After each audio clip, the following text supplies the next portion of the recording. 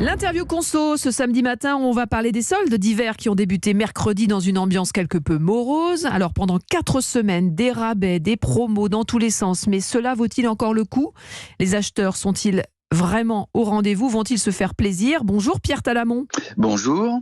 Bienvenue à bord. Vous êtes le président de la Fédération nationale de l'habillement. Cela représente environ 30 000 boutiques en France. Et vous-même, vous êtes créateur de mode.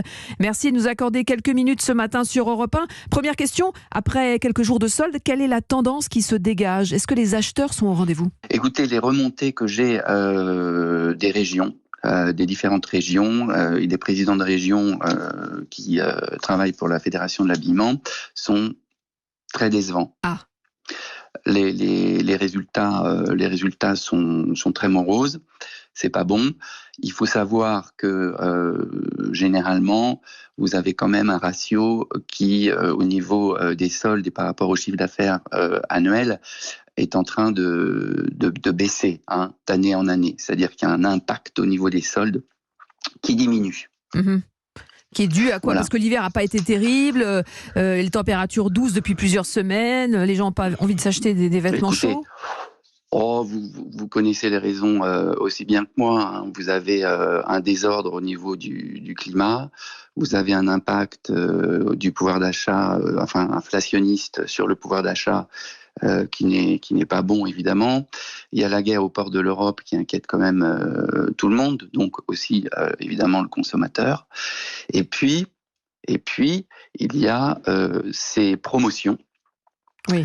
Qui, en dehors des soldes, si vous voulez, viennent enlever de la signification et de la lisibilité au niveau de la période des soldes quand elles débutent. Oui, on parle des ventes privées, des opérations événementielles comme le Black Friday, c'est ça ? Oui, alors le Black Friday, évidemment, qui est censé durer une journée en novembre ou quelques jours et qui s'étend finalement sur tout le mois de novembre et qui lance les campagnes de promotion, qui lance des pré-soldes en quelque sorte.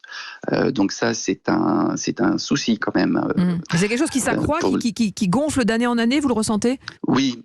Alors, vous avez des détaillants, des boutiques indépendantes qui essayent de résister à cette tendance.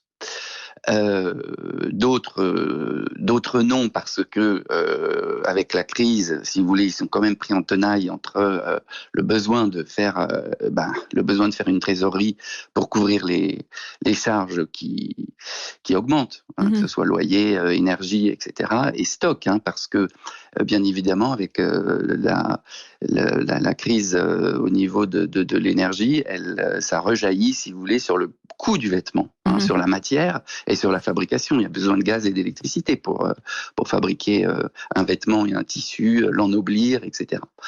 Donc, si vous voulez, oui, il y a un impact sur... Oui. Sur le fait... Oui, tout c'est à ça. fait.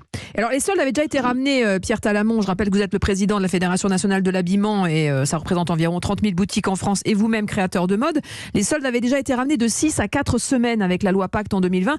Est-ce que ça vaut le coup encore de les maintenir, ces soldes ? Est-ce qu'elles ne sont pas condamnées à disparaître finalement ? Ce qui est certain, c'est que c'est le modèle économique qu'il faut revoir. Si vous voulez. Vous avez, je discutais hier avec la présidente Val-de-Loire qui s'occupe des vitrines de charge, Juliette Pichot, qui se sont très bien sortis au niveau des ventes au mois de décembre, parce qu'il y a eu des opérations commerciales, mais de proximité avec l'agglomération et les habitants de la ville, si vous voulez. Et ces opérations de proximité font que, eh bien, évidemment, ils sont pas mal sortis. Et les soldes concernent certaines catégories de clientèle. C'est très sensible comme sujet. Vous avez des clients qui n'attendent pas après les prix, et vous avez des clients qui attendent après les prix. Oui, c'est ça. Et ensuite, selon les territoires, ça peut être assez contrasté. Bien que là, au niveau des soldes, je vous le dis encore, les remontées sont mauvaises de partout. Alors, il y a le boom des sites, des boutiques qui proposent des vêtements de seconde main. Aujourd'hui aussi, c'est la vraie tendance. Est-ce qu'il ne faut pas réinventer finalement l'écosystème, penser durabilité, éthique, plutôt qu'une course à l'échalote, à la mode, tout le temps?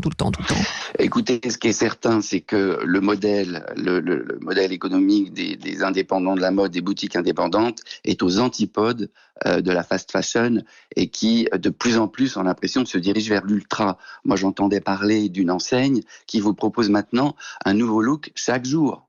Chaque jour. C'est aberrant. C'est aberrant. Si vous voulez, on va quand même vers une éthique environnementale et humaine, et c'est à l'opposé de cette philosophie, si vous voulez, de cette politique.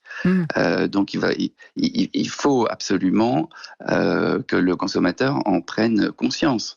Et je pense que là, le détaillant indépendant a son rôle à jouer. Eh bien, merci beaucoup, Pierre Talamon, pour votre expertise ce matin sur Europe 1.